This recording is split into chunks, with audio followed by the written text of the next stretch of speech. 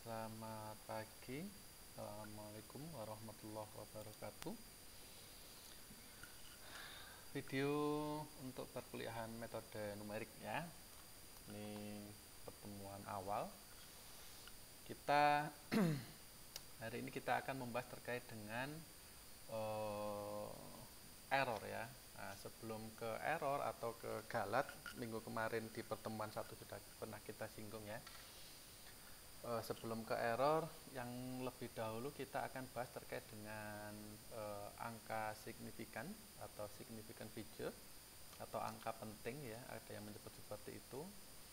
Kemudian setelah angka signifikan kita akan membahas terkait dengan akurasi dan presisi ya. Seperti apa itu akurasi atau pengukuran seperti apa yang bisa dibilang akurat dan juga presisi gitu ya.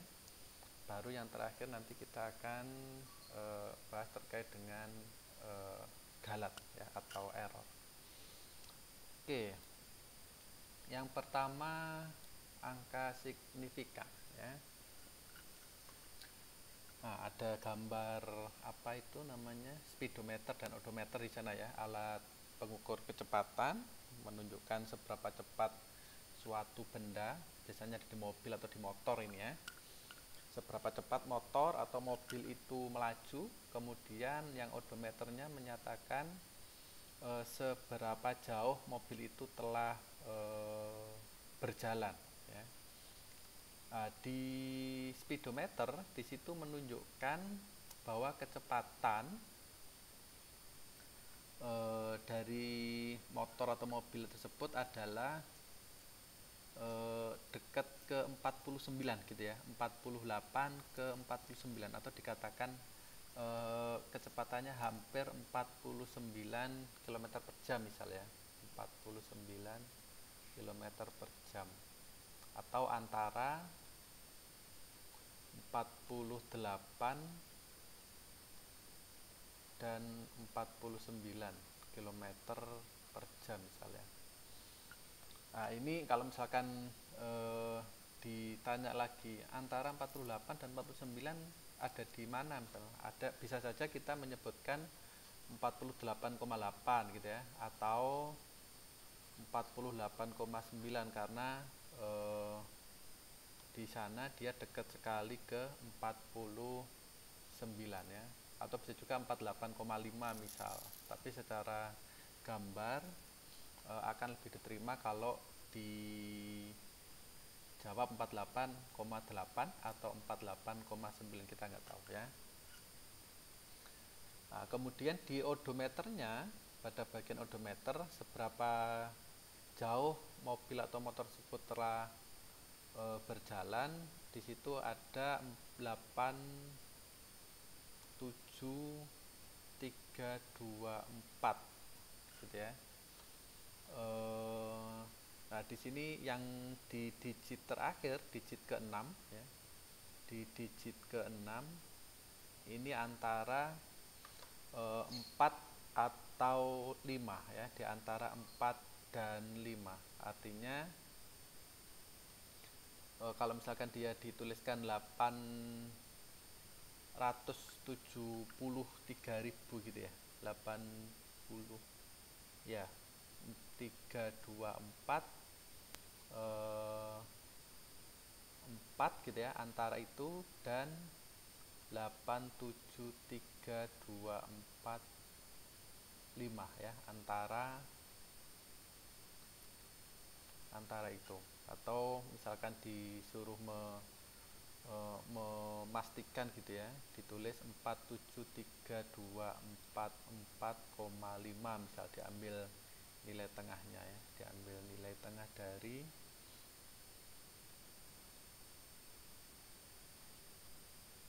4 dan 5 di sana ya. Kilometer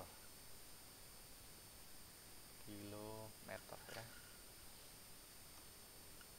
Oke. Nah, mana yang kita namakan angka penting gitu ya. Nah, definisi angka penting dulu. Ada yang menyebutkan bahwa angka penting adalah angka-angka yang menyatakan, jadi kalau kita tulis angka penting atau angka signifikan adalah angka-angka pada suatu bilangan gitu ya. Misalkan ini ada bilangan 48,8, 48,9, 873, 24,5 dan seterusnya. Angka penting adalah angka-angka yang menyatakan, atau angka signifikan tadi ya, angka-angka yang menyatakan suatu bilangan. Itu adalah angka penting atau angka signifikan. Ada juga yang menyebutkan bahwa angka penting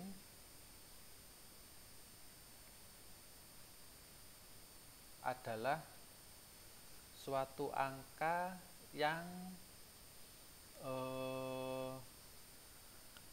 bisa digunakan dengan pasti gitu ya. Jadi angka penting adalah angka-angka yang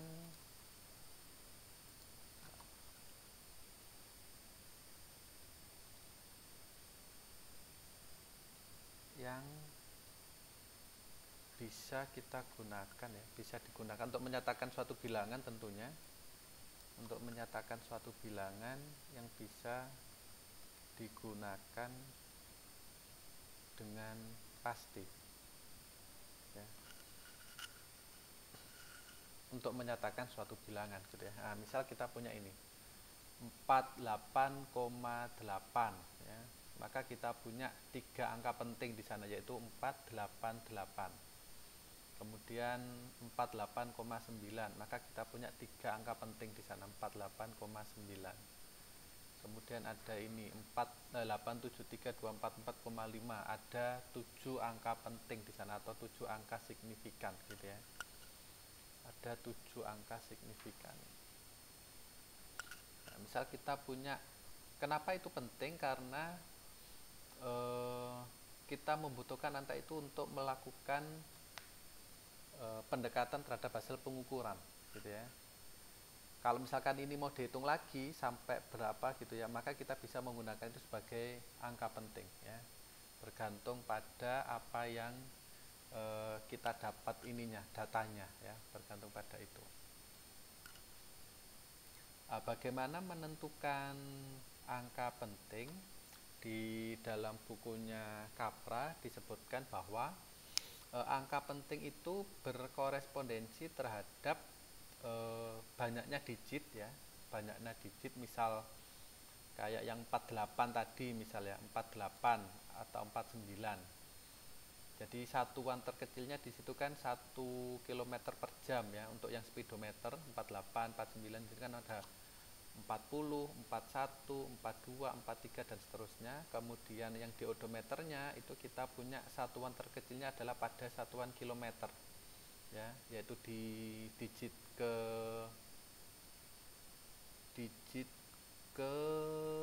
5 ya, digit ke 6 ya, 4.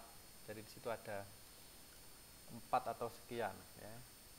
Sehingga kita punya satu tambahan digit di sana ya, ada satu tambahan 324, oh salah, 324 antara 324 dan 325 di sini tadi ya, 325 antara 87324. Nah ini di antara itu ya, 4, salah,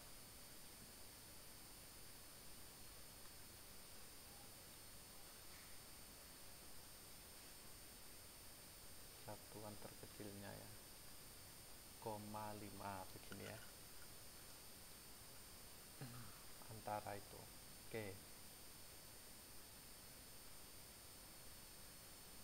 Nah, di dalam bukunya Capra disebutkan bahwa angka signifikan itu berkorespondensi dengan digit yang pasti ya, digit yang pasti ditambah 1 digit perkiraan ya, ditambah 1 digit perkiraan. Jadi di sini tadi yang di speedometer kita punya 1 digit perkiraannya adalah yang di desimalnya ya. 8,9. Kemudian yang di odometernya satu digit perkiraannya adalah kita ambil yang 5 ya. Kita ambil yang 5. Oke. Itu adalah angka signifikan. Contoh, misal kalau kita punya angka atau bilangan 3,14, maka di sana kita punya 3 angka signifikan gitu ya. Kemudian ada 0,31451 misal, maka kita punya 5 angka signifikan di sana. Jadi 0 di sini ini bukan merupakan angka signifikan karena dia hanya penanda pembagian ya. Jadi di sini ada 5 angka signifikan. Jadi nanti kita akan ada perbedaan antara apakah 0 itu masuk di angka signifikan atau bukan ya.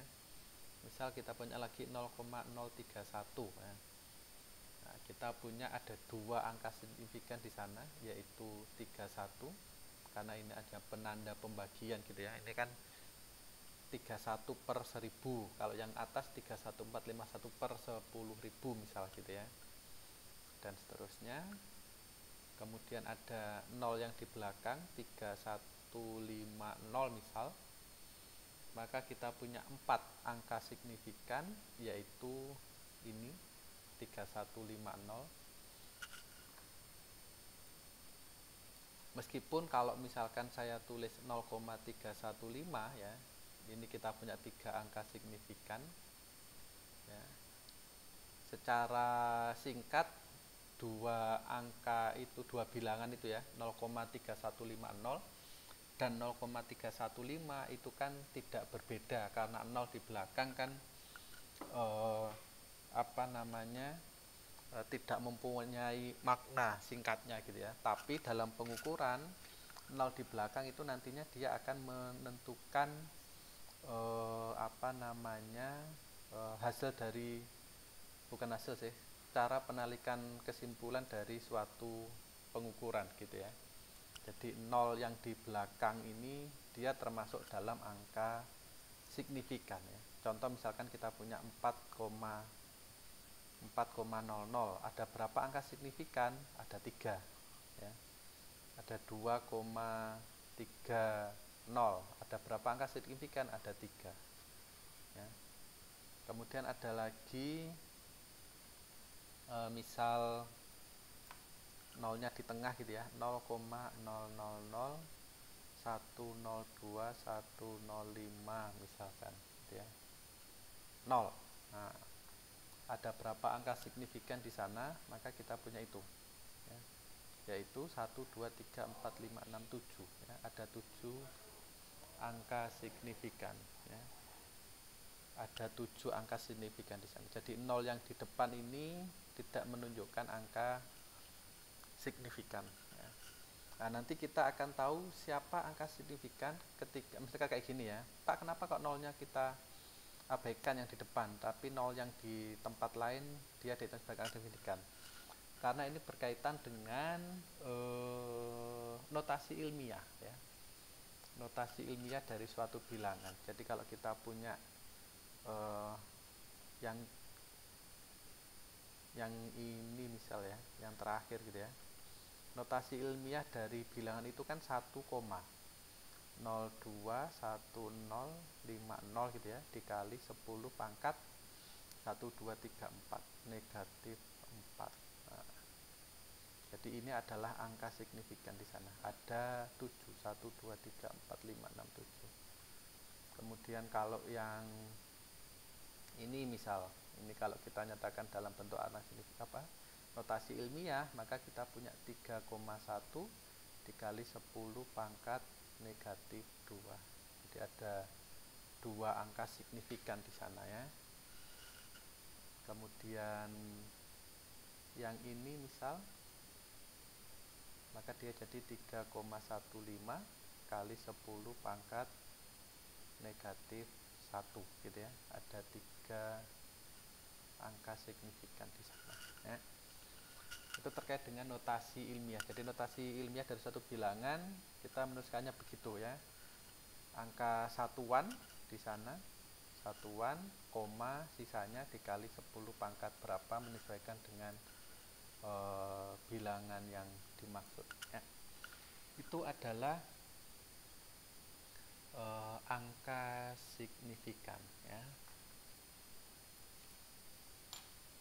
Jadi penetapan banyaknya angka signifikan pada suatu bilangan sangat bergantung pada tujuan pemakaian dari bilangan tersebut ya, dan berapa tempat desimal tingkat ketelitian yang diinginkan ya.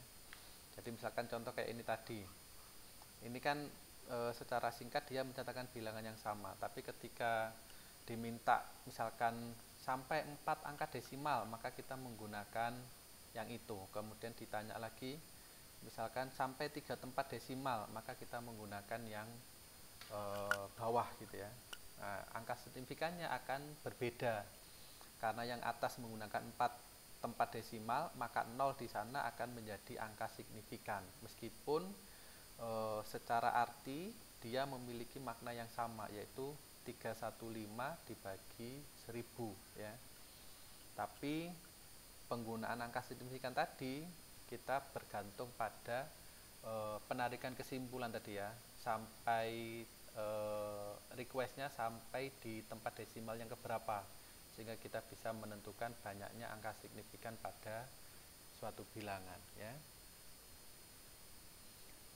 Jadi tidak ada keeksakan ya atau aturan khusus dalam penentuan banyaknya angka signifikan yang dipakai.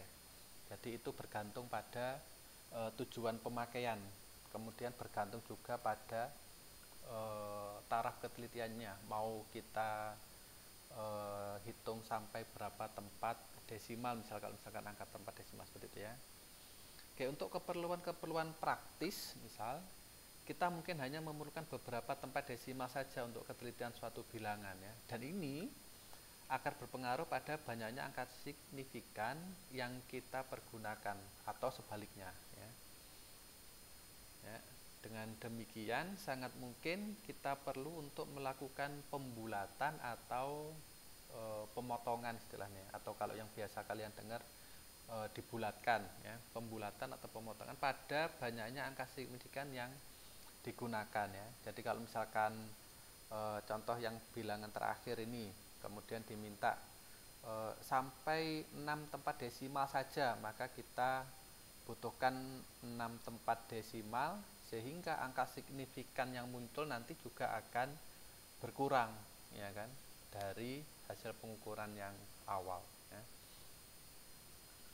Nah, sebelum kita ke akurasi dan presisi, kita ke bagaimana pembulatan. Ini yang sudah kalian lakukan mungkin zaman SMP ya, sudah ada pembulatan, atau SD pun ya, SD pun sudah ada pembulatan ya, sampai satuan terdekat misalnya, sampai 1 desimal dan seterusnya.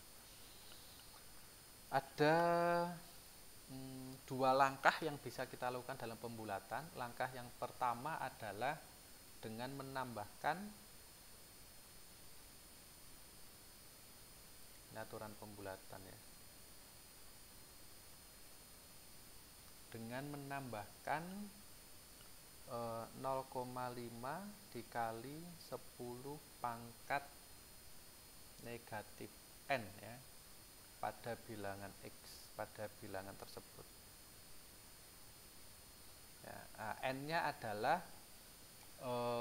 tempat desimal. Jadi misal kita mau membulatkan sampai n tempat desimal gitu ya, pembulatan sampai n tempat desimal. Nah, kita punya n-nya di situ.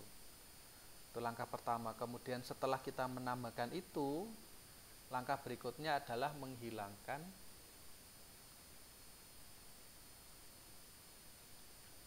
semua digit ya, semua digit atau angka yang terletak di sebelah kanan,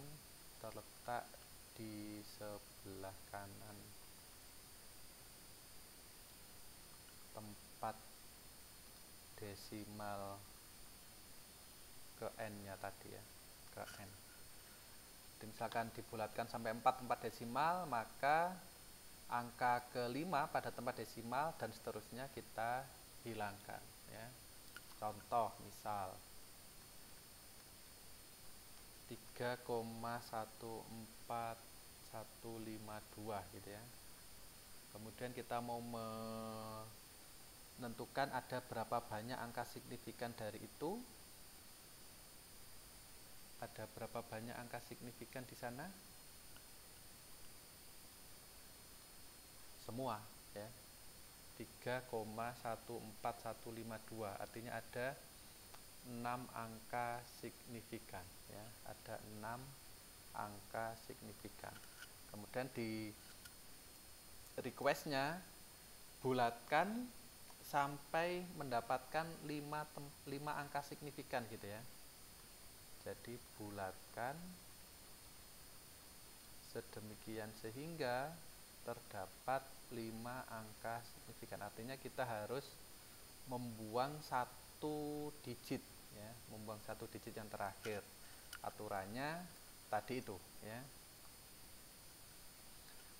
Jadi diminta berarti kita tambahkan 3,14152 ditambahkan dengan 0,5 kali 10 pangkat negatif n di sana, maka kita tambahkan 0,00005 di situ ya. Yaitu 10 pangkat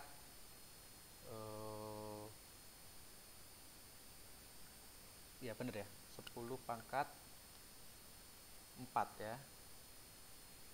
Jadi karena dibutuhkan 5 angka signifikan, maka kita butuh 4 tempat desimal di sana ya. Kita butuh 4 tempat desimal ya, sehingga di situ dikali 0,5 kali 10 pangkat negatif 4 yaitu 0,00005.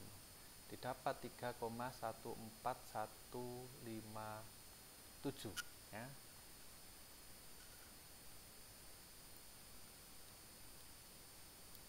Maka hasil pembulatannya ini kita buang ya, sehingga kita punya 3,1415. Ini adalah hasil pembulatan sehingga didapatkan 5 angka signifikan atau 4 tempat desimal ya. Jadi ini bergantung mau dilihat angka desimalnya atau mau dilihat angka signifikannya ya, bergantung keperluan ya. Contoh yang lain misal kita punya 21,5673 misal. Nah, kita punya 6 angka signifikan di sana, ada 6 angka signifikan, kemudian dimau requestnya 5 angka signifikan saja ya. Maka kita harus membuang digit terakhir, pembulatannya sama,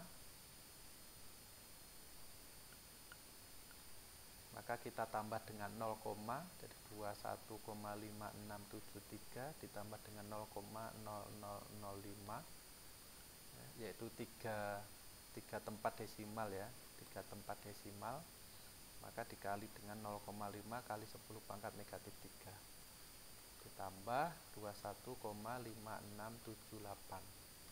Kita buang sehingga hasilnya adalah itu 21,567. Contoh yang lain misal 21,5675 misal ya.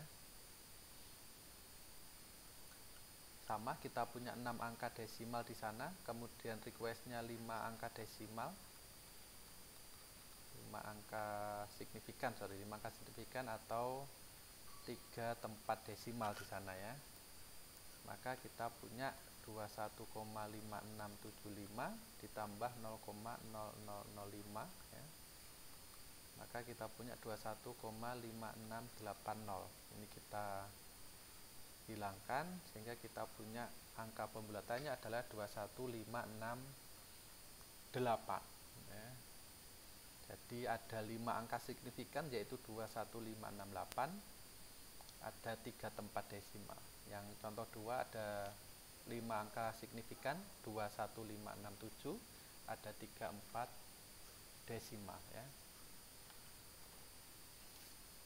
Oke, itu pembulatannya. Bilangan-bilangan yang menyatakan suatu hasil pengukuran, misalnya jarak antara dua tempat, misal, atau kelajuan dari suatu benda yang bergerak, kemudian interval waktu pada suatu gerakan, mau lurus atau yang berliku ya pada suatu permukaan, umumnya tidak dapat diperoleh secara eksak umumnya ya, karena kita nggak tahu fungsinya. Kalau kita punya fungsinya gitu bisa kita dapat nilai eksaknya, tapi secara umum di fenomena real ya kita akan sangat susah mendapatkan nilai eksaknya. Jadi yang kita punya adalah nilai pendekatannya secara numerik ya. Apabila suatu hasil pengukuran misal diberikan dengan beberapa angka signifikan, misalkan suatu frekuensi dari suatu gelombang misalnya ada 5, sekian Hz misalnya, Hertz, kita harus yakin bahwa sedikitnya satu angka signifikan yang terletak di posisi paling kanan atau paling akhir adalah tidak banyak berarti pada pengukuran tersebut, sama kayak yang misalkan lebihannya gitu ya. Jadi kita harus meyakinkan bahwa angka yang paling kanan itu tidak banyak mempengaruhi dari pengukuran itu ya, sehingga satu angka signifikannya bisa dilihat sampai situ ya, bisa dilihat sampai situ. Di lain pihak, untuk suatu hasil pengukuran yang hanya memuat sangat sedikit angka signifikan, misalkan periode waktu misalkan 4,1 detik, 5,2 detik gitu ya, maka kita perlu yakin bahwa terdapat suatu gap atau suatu error gitu ya, suatu kesalahan yang terjadi pada suatu data ya, pada yang dimana itu sebab hanya oleh suatu bukan kecelakaan sih, kesalahan gitu ya, kesalahan pengukuran periode pada waktu tepat 3,1 detik itu ya.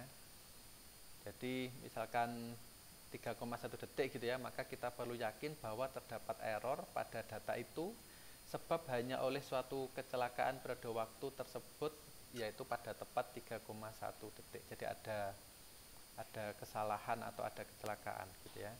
Pada beberapa permasalahan kita akan lebih dapat menerima error tersebut atau galat yang terjadi pada suatu data bila diberikan batasan-batasan yang rasional. Misalkan suatu periode waktu adalah 3,1 tadi misalkan ya, plus minus 0,1 detik gitu ya, plus minus 0,1 detik. Atau kalau misalkan pada pengukuran ya, pada suatu pengukuran misalkan penggaris atau jangka sorong gitu kan, ada satuan terkecil yang bisa diukur oleh alat tersebut gitu ya. Misal penggaris, satuan terkecilnya adalah 1 mm, maka plus minusnya adalah ada di bawah satuan itu ya, 0,1 misal milimeter atau 0,5 mm dan seterusnya. Jadi ada suatu kesalahan error ya, plus minus error. Ini hasil pengukuran misal, kemudian ditambah plus minus suatu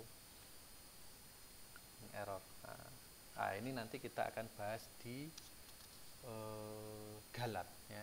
Kita bahas di galat. Sebelum ke galat, kita ke ini ada akurasi dan presisi ya. Apa itu akurasi, apa itu presisi? Misal kita punya suatu pengukuran seperti itu ya. Jadi ada 4 gambar di sana. Gambar A itu menyatakan pengukuran yang tidak presisi dan juga tidak akurat ya. Karena dia menyebar hasil pengukurannya itu ya, titik-titik itu tidak berada tepat di tengah. Kalau kita pas di tengah itu namanya akurat ya. Tapi kalau menyebar gitu atau mengumpul ya, kalau mengumpul begini ini artinya presisi. Presisi. Oke. Jadi kalau yang A itu dia tidak akurat dan juga tidak presisi. ya. Kemudian yang B itu bisa dibilang akurat ya, bisa dibilang akurat tapi tidak presisi ya, karena dia menyebar masian. Kemudian yang C itu presisi karena dia sudah mengumpul tapi tidak akurat karena tidak tepat berada di sasaran ya, tidak akurat tapi dia presisi. Nah, yang terakhir ini dia presisi dan akurat, mengumpul dan tepat di sasaran ya. Jadi itu adalah akurasi dan presisi. Jadi kalau dibilang akurat enggak, akurat artinya berada di sekitar nilai yang kita mau dekati gitu ya. Jadi nilai yang kita mau dekati itu ada di sini. Ini adalah nilai yang kita mau dekati, ada di tengah sana. Itu adalah nilai yang mau kita dekati ya. Sehingga kalau semakin dekat ke nilai itu maka hasilnya akan semakin akurat maksudnya ya. Nah, presisi itu kalau dia hasil-hasil pengukurannya itu ada di daerah situ ya. Jadi misalkan diukur beberapa kali gitu ya, 10 kali, kemudian ada data. Nah, datanya dia mengumpul di area situ, di dekat-dekat situ. Plus minus misalkan kita gambarkan, nah misalkan seperti ini ya. Ini adalah misalkan gambar, ini pengukuran ke gitu ya, pengukuran ke, ini nilai pengukurannya, dan pengukuran ke 1, ke 2, ke 3, ke 4, ke 5, ke 6, ke 7, ke 8 dan seterusnya. Misal nilai eksaknya kita nggak tahu gitu ya, misalkan nilai eksaknya ada di 6 misal, hasil pengukurannya kalau presisi itu ada di deket-deket gitu ya. Nah, akurat dan presisi itu artinya ada di deket-deket situ. Nah, misal ini nilai pertama ada di bawah, nilai kedua ada di bawah tapi dekat, nilai ketiga ada di atasnya, nilai keempat di bawahnya lagi, pengukuran kelima naik dikit, pengukuran keenam di sana, pengukuran ketujuh, ke-8. Nah, ini akurat dan presisi karena mengumpul di interval itu ya, dan dekat dengan nilai yang diminta, dekat dengan 6. Jadi ada pada interval. Sama seperti kalau kita ngomong limit dulu ya. Suatu fungsi dikatakan punya limit kalau kita ngambil sebarang epsilon positif gitu ya, ada delta, sedemikian hingga setiap kita mengambil X sembarang di sekitar nilai tertentu, maka hasil fungsinya juga ada di sekitar nilai tertentu yang kurang dari epsilon jaraknya ya. Nah, kalau yang tidak presisi itu menyebar gitu ya, ke atas, ke bawah, ke sini, ke bawah lagi, ke atas, jauh dan seterusnya, ini tidak presisi ya. Dan menjauhi akurasi karena dia jauh sekali ya. Oke. Atau kalau yang tidak presisi lagi atau yang tidak akurat ya, dia ada di sekitar situ, misal ada di antara nilai yang lain. Ini presisi karena mengumpul di suatu nilai gitu ya, tapi dia jauh dari nilai yang diharapkan atau yang diukur sebenarnya. Ini dia tidak akurat tapi presisi ya. Itu adalah akurasi dan presisi ya. Berikutnya kita ke galat atau error ya. Nah, tadi kita punya ada yang namanya hasil pengukuran, kemudian ada hasil atau nilai ya, hasil atau nilai, kemudian ada nilai eksak atau nilai sebenarnya ya, ada nilai eksak atau nilai sebenarnya, kemudian ada error atau galatnya ya, error atau galat. Nah, dari 3 komponen itu kita bisa membuat formula bahwa nilai eksak itu sama dengan nilai pengukuran atau aproksimasi ya, nilai pendekatannya, aproksimasi atau nilai pendekatan, nilai aproksimasi ditambah error ya, ditambah dengan error.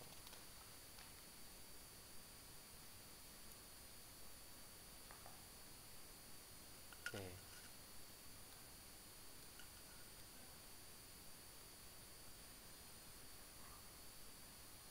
Ya.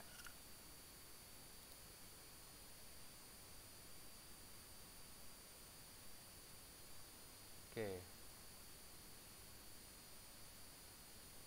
Atau kalau kita mau menghitung errornya, ya, error atau galatnya,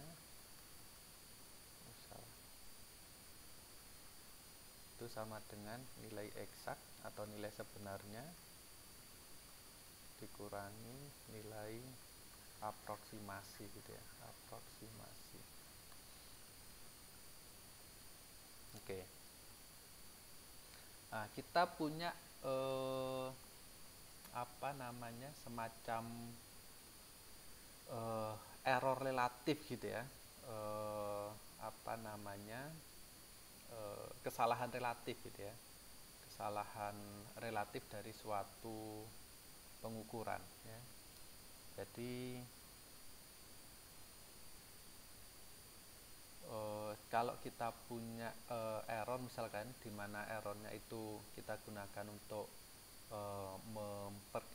mendesain nilai eksak ya, maka kita bisa mendapatkan suatu, karena kita kan nggak tahu nih apa namanya, misalkan nilai eksaknya kan kadang kita nggak tahu, yang kita tahu adalah nilai aproksimasinya gitu ya, atau kita tahu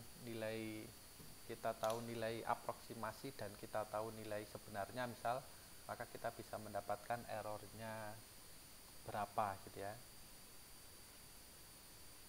Jadi kita punya yang namanya kesalahan relatif, kita bisa menghitungnya dari kesalahan relatif atau error relatif gitu ya. Ini kita bisa, kan ini relatif itu kan dibandingkan dengan semuanya ya, yaitu error yang kita dapat di sini tadi kita bandingkan dengan nilai eksaknya, nilai eksak ya. Itu adalah error relatif. Jadi error yang sebenarnya yang kita dapat dari sini tadi kita bandingkan dengan nilai eksaknya atau true value-nya ya. Maka kita punya error relatif di sana.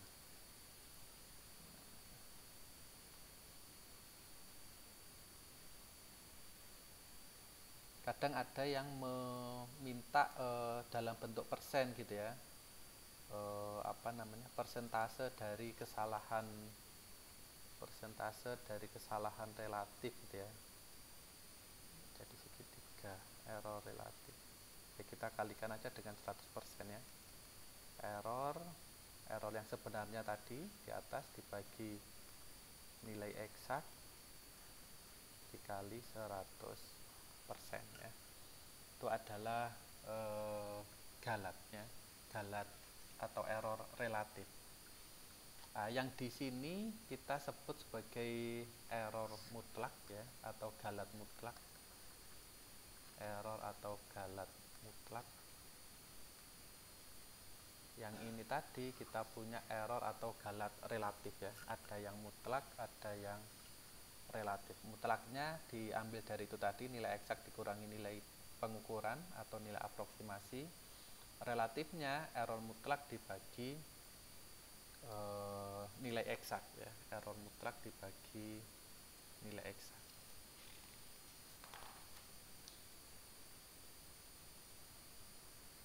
Oke, sekarang kita ke contoh ya.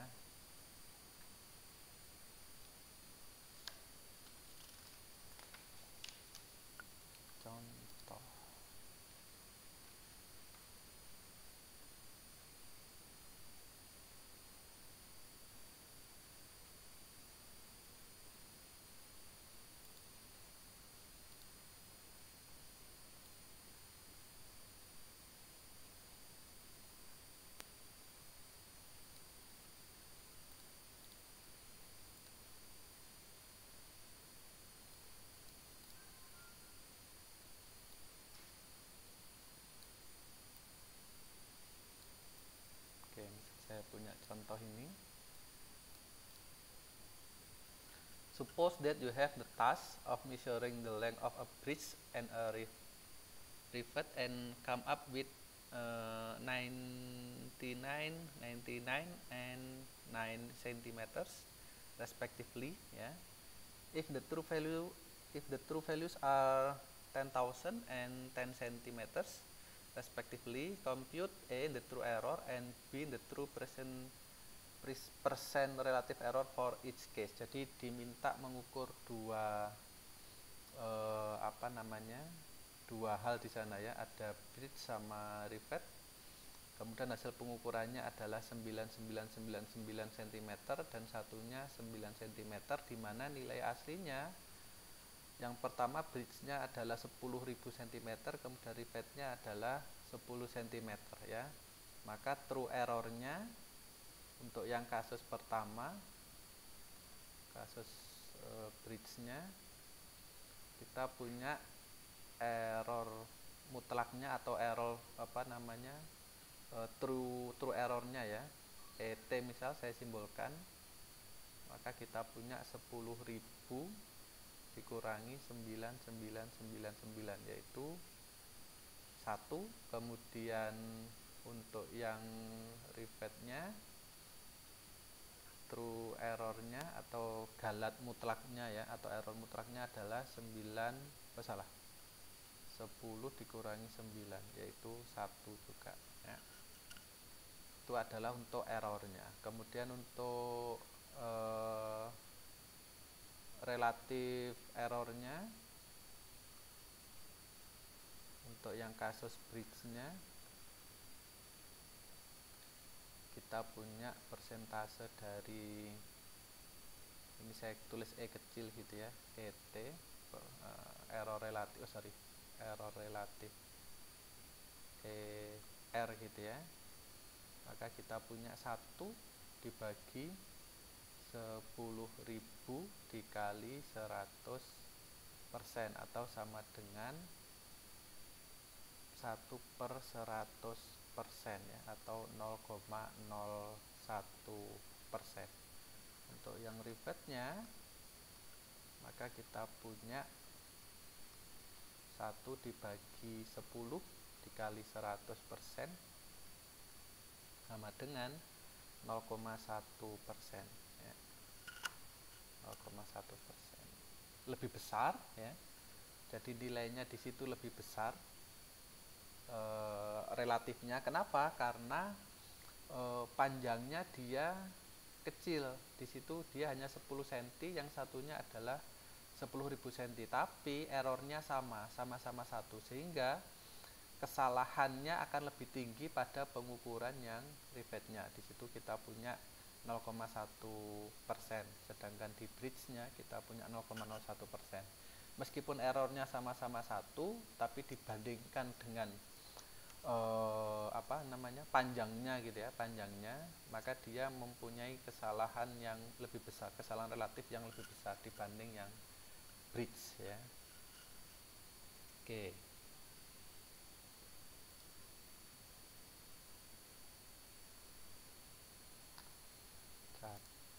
Oh salah, kok 0,1 sih? Dikali 100 ya. Salah. 10 jadinya ya, 10%. Nah, 10%. Jadi tinggi sekali ya. Satunya 0,01%, satunya 10% ya.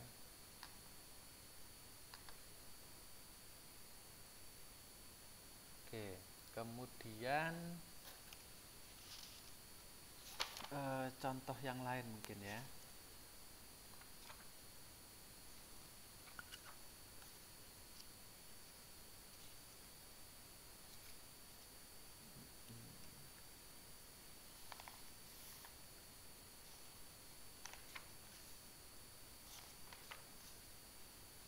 Contoh yang lain.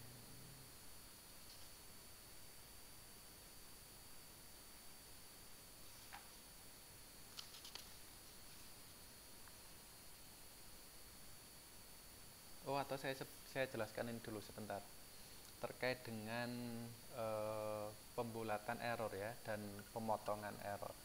Ada galat pembulatan sama galat pemotongan ya. Galat pembulatan dan ada galat dipotong dan dibulatkan ya.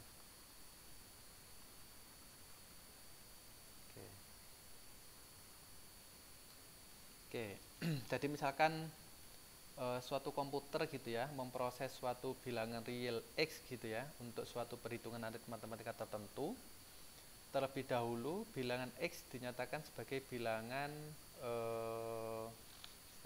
array gitu ya, atau istilahnya ada titik apung gitu ya. Apa itu titik apung? Saya jelaskan sedikit dulu. Jadi misalkan ada bilangan bulat gitu ya, misal bilangan bulat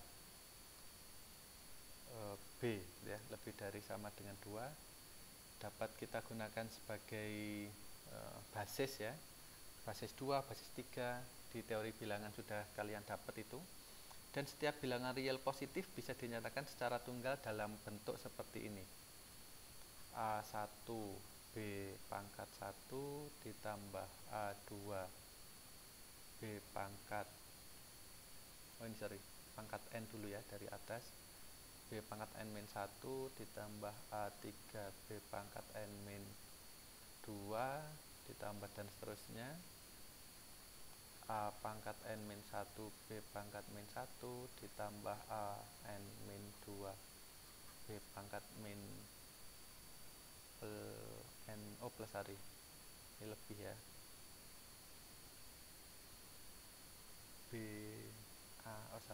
tambah N min 1 kemudian AN pangkat B 0 ya, ini pangkat B1 pangkat B1 kemudian AN kali B pangkat 0 ditambah AN plus 1 kali B pangkat min 1 ditambah AN plus 2 kali B pangkat min 2 dan seterusnya ya. Jadi setiap bilangan real positif bisa dinyatakan secara tunggal dalam bentuk seperti itu ya, dengan koefisien A1, A2 dan seterusnya sampai AN berapapun itu memenuhi ini, ada di antara interval dari 1 dan seterusnya ya. Jadi AN-nya dari A1, A2 sampai dan seterusnya AI itu antara 0 sampai B min 1 ya. Misalkan B-nya 3 ya berarti 0 sampai 2 sampai 2. Kalau B-nya 4 maka 0 sampai 3 dan seterusnya ya. Ya, contoh misal angka 25,25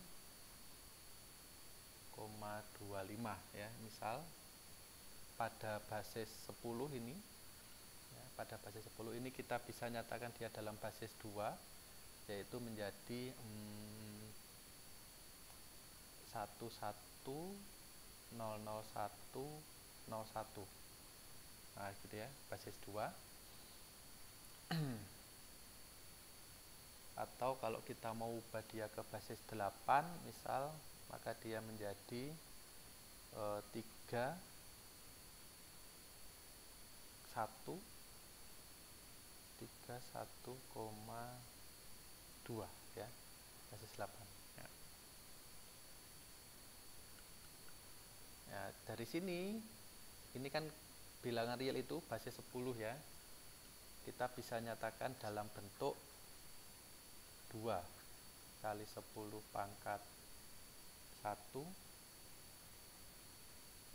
ditambah 5 kali 10 pangkat 0 ditambah 2 kali 10 pangkat negatif 1 ditambah 5 kali 10 pangkat negatif 2, kan gitu ya.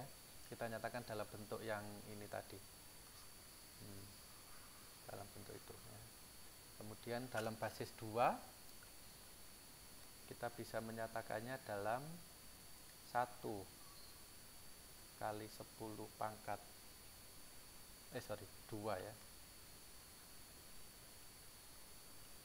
kali 2 pangkat 4 ditambah 1 kali 2 pangkat 3, begitu ya, ditambah, ini kan 16 ya, 16 ditambah 8 ditambah 0 kali 2 pangkat 2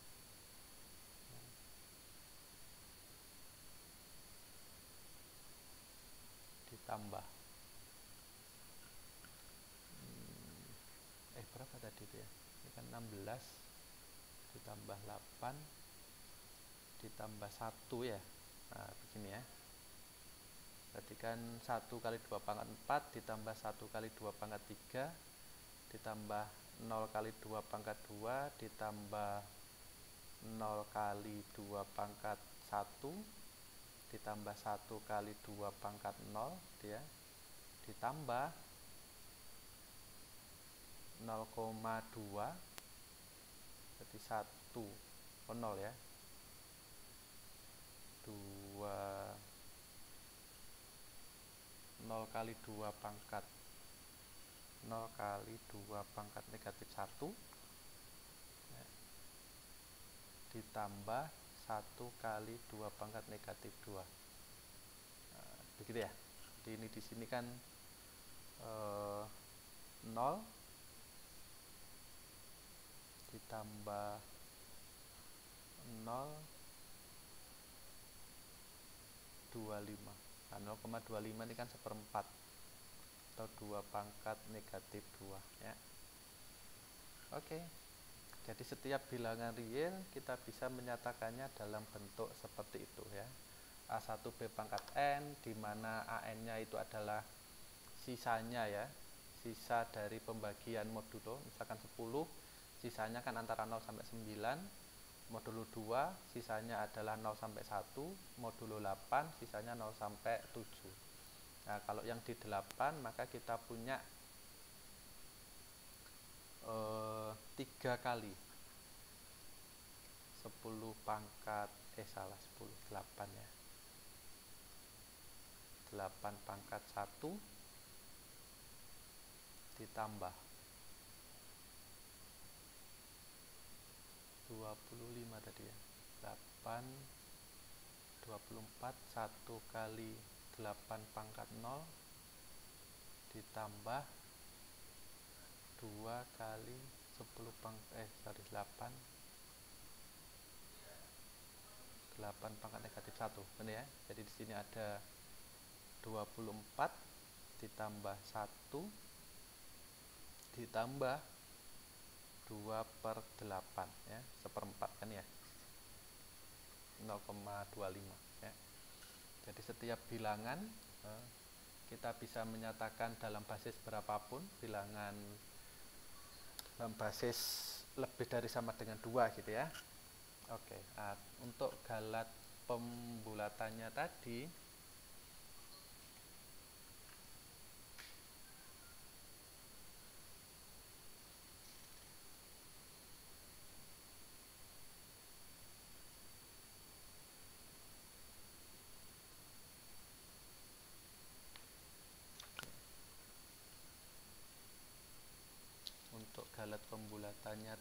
maka kita punya misal mana ini? Oh belum, kita ke titik apungnya dulu ya, ke titik apungnya dulu, belum dijelasin. Oke, jadi secara umum sebarang bilangan ya dengan basis B dapat kita tulis sebagai berikut ini ya, plus minus 0, A1, A2, A3 dan seterusnya dikali BA ya. Jadi secara umum kita bisa menulis itu ya, bilangan dengan basis B dengan A1, A2 nya tadi ini mengikuti sisa dari B itu ya, dan alfa, B alfa itu ya. Dan alfanya adalah bilangan bulat ya. Penulisan tersebut menentukan letak aktual ya dari suatu titik ya. Dan jika A1-nya 0 ya. Jika A1-nya ini 0. Tidak 0. Jika A1-nya itu tidak 0, maka bentuk itu dinamakan bentuk normal atau notasi ilmiah ya, bentuk normal atau normalisasi bilangan ya, normalisasi bilangan. Bilangan real sebarang yang kita nyatakan seperti itu tadi ya. Bilangan normal bentuk B-nya ini. Bentuk normalnya ini salah. Bentuk normalnya adalah plus minus 0, A1, A2, A3 dan seterusnya dikali B pangkat B pangkat alfa ya. Ini bentuk normalnya.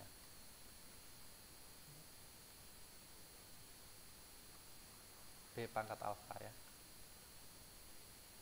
Oke, contohnya yang atas tadi itu ya. Jadi 25,25 tadi kita bisa menyatakan bentuk normalnya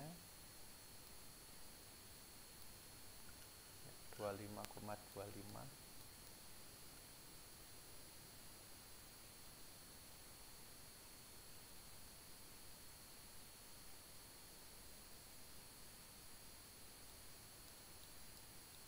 Ini 25,25 kita bisa tulis jadi 0,2525 kali 10 pangkat negatif 10 pangkat 2 ya. Atau dalam basis 2 kita punya 0,110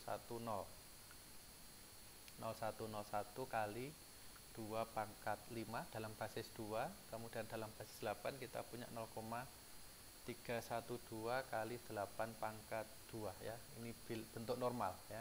Nah, kalau bentuk bakunya atau notasi ilmiahnya, bentuk ilmiah kita ambil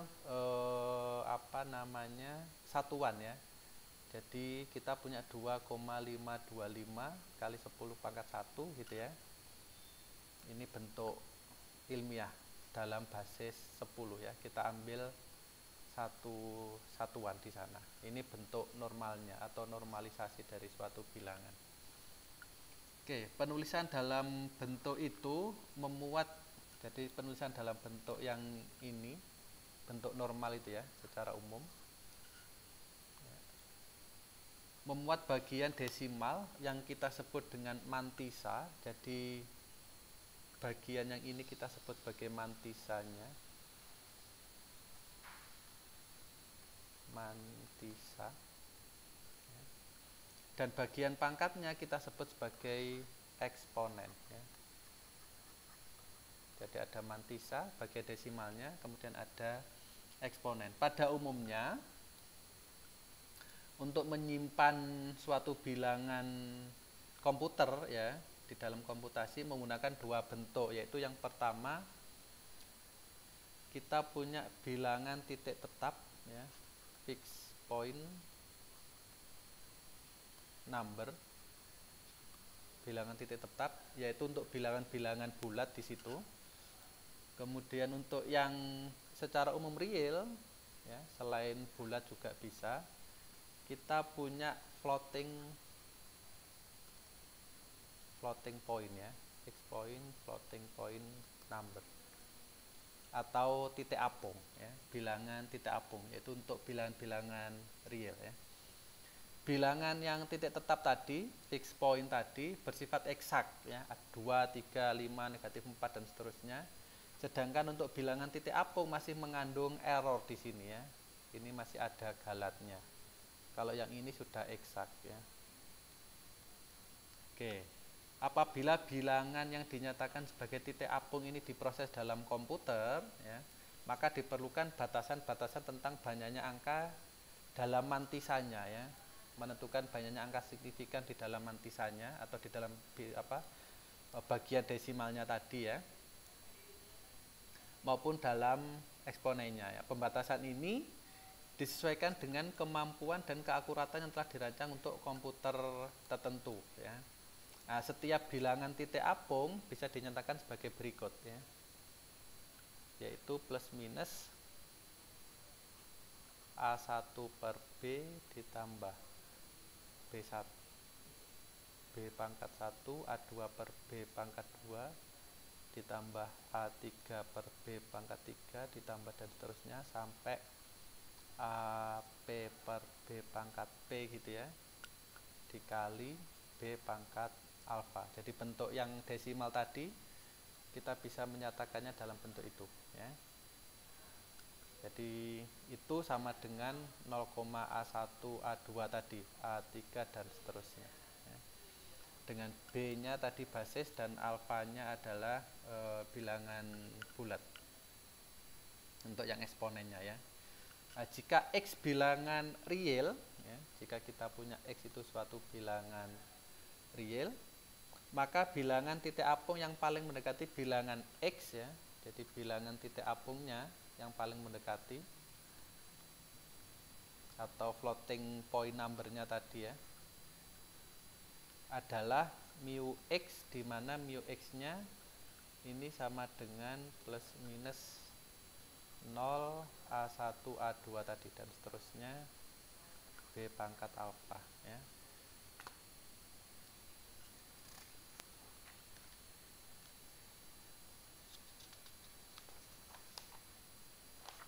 Contoh, apabila X1 dan X2 adalah dua titik apung misal ya, X1 dan X2 adalah bilangan titik apung,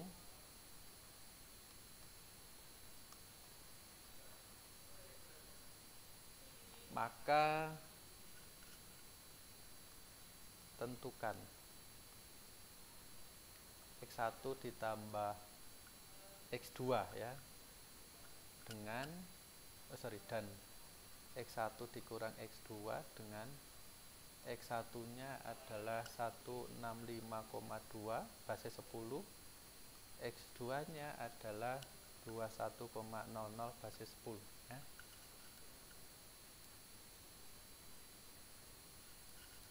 Oke, nah ini jawabnya. Kita punya X1 nya sama dengan 165,2, kita nyatakan dia dalam bentuk normal tadi 0,1652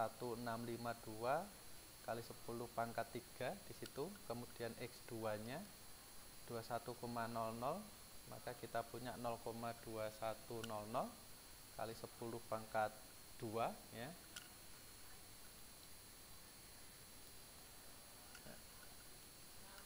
Nah, karena eksponennya berbeda di situ, di sini 3, di sini 2, kita sesuaikan ini menjadi pangkat 3 ya, jadi 0,02100 kali 10 pangkat 3. Nah, baru kita tambahkan X1 ditambah X2 sama dengan itu ditambah ya, 0,1652 ditambah 0,02100 kali 10 pangkat 3 ya, 0,1652 ditambah 0,02100 dikali 10 pangkat 3, hasilnya adalah 0,1862 ya, 0 kali 10 pangkat 3 ya. Oke, X1 dikurang X2 nya sama ya, tinggal dikurangkan berapa itu hasilnya, 0, dihitung sendiri ya, dihitung sendiri X1 dikurang X2. Oke, untuk catatan di sini ya, penggunaan angka 0 yang di sini, ini kan 2 ini ya, nggak ada angka signifikan ya. Di sini kan ada, di sini kita punya 4, di sini kita punya 5 ya. Jadi ada satu yang tidak berpasangan, yaitu 0 yang terakhir tadi itu ya. Jadi catatannya, apakah 0 di sini ditulis atau tidak gitu ya. Jadi yang pertama, angka signifikan terakhir pada hasil itu tadi adalah tidak bermakna ya. Jadi bilangan 0 dimasukkan hanya untuk mengisi kekosongan tempat penyimpanan saja ya. Jadi itu bisa menjadi tidak termasuk dalam angka signifikan ya. Kemudian yang kedua, bilangan 0 pada angka signifikan terakhir tidak memberikan informasi yang berkaitan dengan bilangan tersebut ya. Namun bila bilangan ini dioperasikan lagi ke bilangan lain, maka 0 dipandang sebagai angka signifikan ya. Dalam hal ini akan memberikan galat yang lumayan berpengaruh nantinya ya. Oke, nah baru kita ke galat pembulatan dan galat pemotongan tadi ya. Jadi jika kita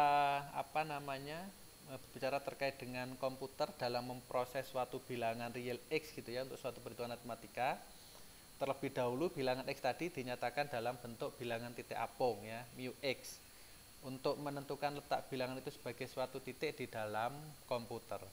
Terhadap mu X ada dua kasus, apakah komputer akan membulatkan angka signifikan terakhir atau memotong kelebihan angka signifikan yang ada ya. Nah, syarat yang digunakan, jadi kondisi yang digunakan dalam menentukan pembulatan atau pemotongan adalah ini, jarak atau selisih dari mu X dikurang X ya, itu harus kurang dari sama dengan yang pertama setengah dikali B pangkat alfa dikurang P, yang kedua sama dengan atau kurang dari sama dengan B dikali alfa pangkat alfa dikurang P. Nah, yang atas ini untuk kasus pembulatan, yang bawah untuk kasus pemotongan ya, dipotong dan dibulatkan ya. Kemudian galatnya, galat relatifnya R-nya kita akan punya dia sama dengan itu. Jadi untuk galat relatif pada penyimpanan bilangan komputer, dia memenuhi mutlak dari mu X-nya dikurangi X dibagi X ya, harus kurang dari sama dengan setengah kali B pangkat 1 min P, satunya B pangkat 1 min P, ini untuk pembulatan, yang ini untuk pemotongan ya. Nah, contoh, kita kasih contoh.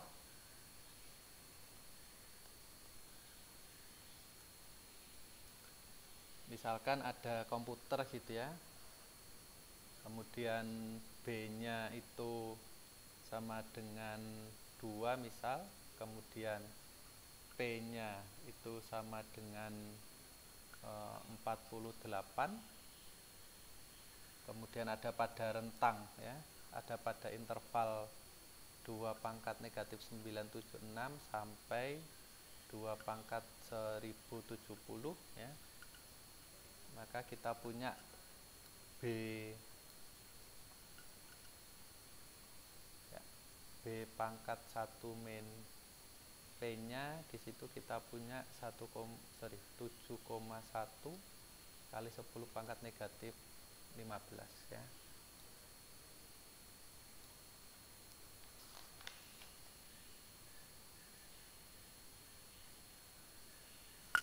Misal seperti itu. Jadi ada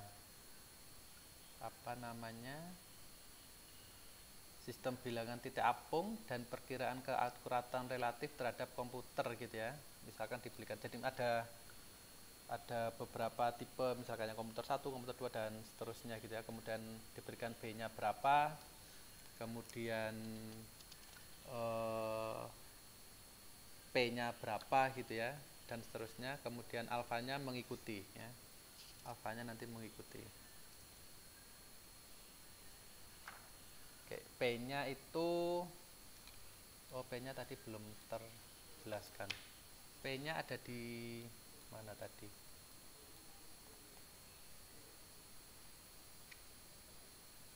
Mana bilangan titik apung tadi ini ya. P-nya ini. Nah, kita punya P di sana ya. Oke, contoh untuk perhitungan misal.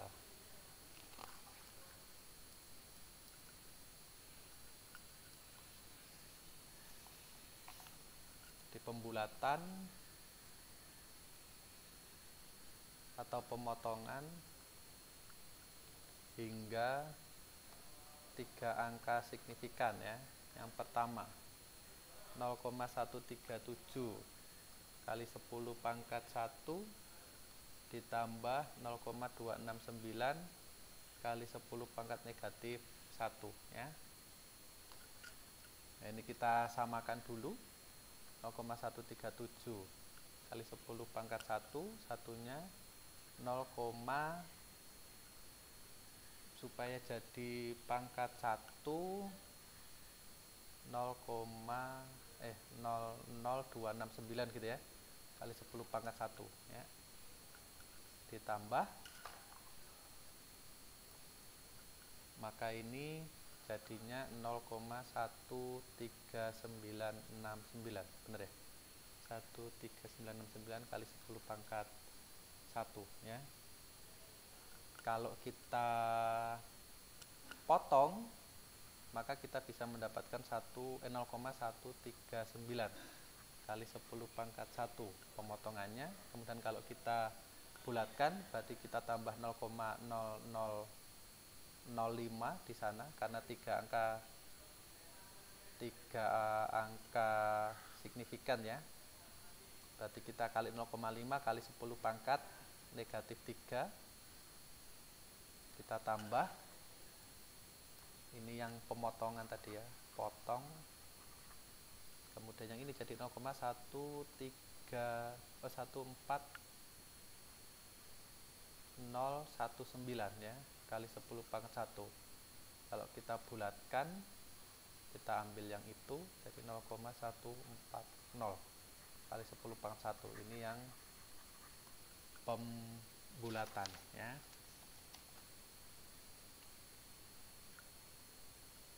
Jadi jaraknya tadi memenuhi itu tadi ya.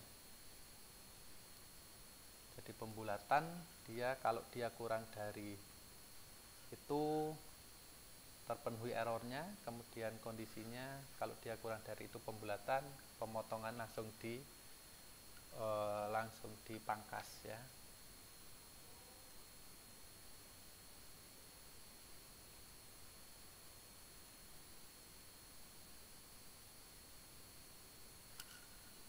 Oke.